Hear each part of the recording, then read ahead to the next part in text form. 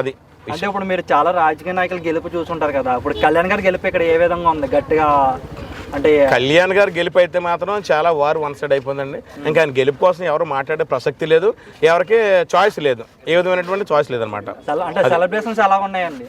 చాలా మరి ఈ యొక్క ప్రభుత్వం కొన్ని ఆంక్షలు విధించింది కాబట్టి దాని మీద కొంచెం ఈ యొక్క నాయకులు కార్యకర్తలు వాటికి లోబడి కొంచెం వాళ్ళు ఆలోచిస్తున్నారు. ఈ ఆంక్షలు విధించినటువంటి మాత్రం సెలబ్రేషన్ చాలా బీభత్సంగా ఉంటాయి. అయినా మా యొక్క జన సైనికులు ఆగేటట్టు ఏం కనపట్లేదు. ఎంతమంది ఆపినా మాత్రం ఆగేటట్టు మాత్రం జన సైనికులు అయితే లేరు. ఎందుకంటే మంచి కసి పట్టు మీద ఉన్నారన్నమాట జన సైనికులు. రైట్, చూసారు కదా, ఇది అక్కడ బిఎన్ రాజు గారి స్పందన పిఠాపురం నుంచి. Right, thank you all.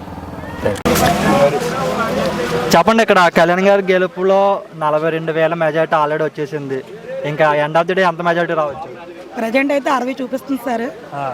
1,00,000 పైగానే వస్తుంది అన్నికి. మనం ఫస్ట్ నుంచి 1,00,000 అన్నాం, ముసలిగా నీళ్ళు చూసాం, దాన్ని బట్టి 1,00,000 దాటేస్తుంది. ఖచ్చితంగా 1,00,000 పైగా వస్తుంది అన్నికి.